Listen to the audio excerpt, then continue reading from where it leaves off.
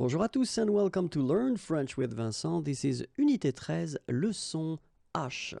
And in this lesson, we'll see together le verbe faire. Le verbe faire is used quite much in French language, and then I thought it might be useful to make a little lesson regarding the verb faire and the different uses we've got for this verb, and of course, so I can show you the example. We'll have the translation. Okay, so faire here, and then we've got an example here. Faire un gâteau. Un gâteau, it's a cake. Okay, and in that case, of course, if you want to translate that, well, you could use this to make. Okay, and then faire un dessin. Un dessin, a drawing. Faire un dessin.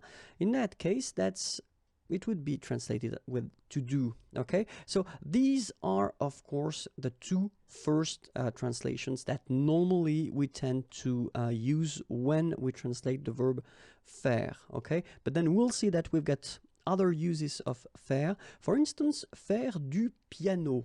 Okay, and in that case, well, clearly you would translate it with to play. Okay, faire du piano. Then it could be as well faire du football, so basket, whatever. So we're talking here about sport activity, and in that case it will be also to play. Okay, faire les magasins. Okay, magasin. We're talking about boutique, so shops, and in that case it would be to go shopping. Okay, so faire un gâteau, faire un dessin, faire du piano, faire du foot. Faire les magasins. Okay, let's see some other uses. Here, faire le mort. Okay, to play dead. Faire le mort, so it could be faire le fou, faire something. So actually, you pretend to be something that you're not. Okay, so in that case, faire le mort, to play dead. Faire 10 euros. It's quite interesting because we tend to use that quite often as well when you're talking about the price, so the how much it will cost. Okay, so ça fait 10 euros. Okay, in that case, translation would be to cost. It's also possible to use this faire when you're talking about the weight. So faire 300 grammes. Or then it's also possible if you're want to talk about your size. So in that case, when you say faire 1m80, of course, you're talking about your size, so to be tall. And then faire du diabète. So you can see that it's also possible to use it when we're talking about medical things. And then so it would be, in that case, to have, of course. Ne rien faire, and especially this sentence, it's quite common to use this ça ne fait rien, okay, and the translation would be it doesn't matter. Okay, so ça ne fait rien, ça ne fait rien.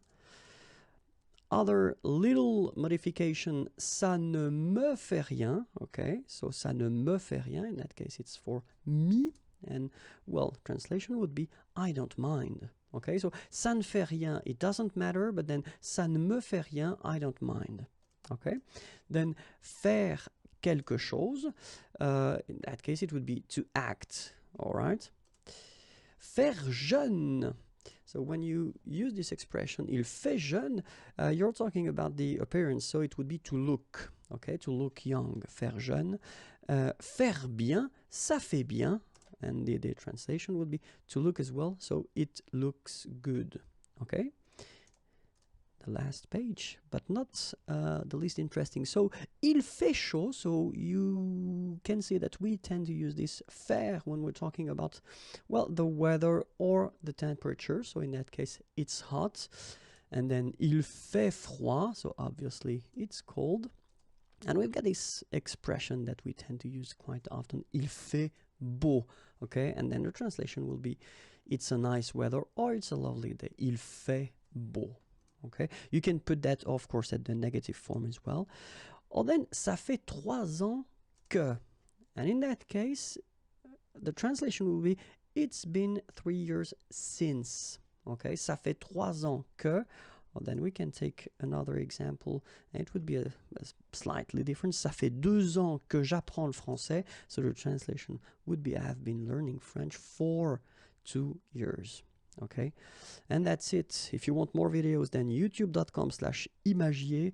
Don't forget to like me on Facebook because it's right here, and the website www.imagier.net is waiting for you. Have a great day. Bye bye.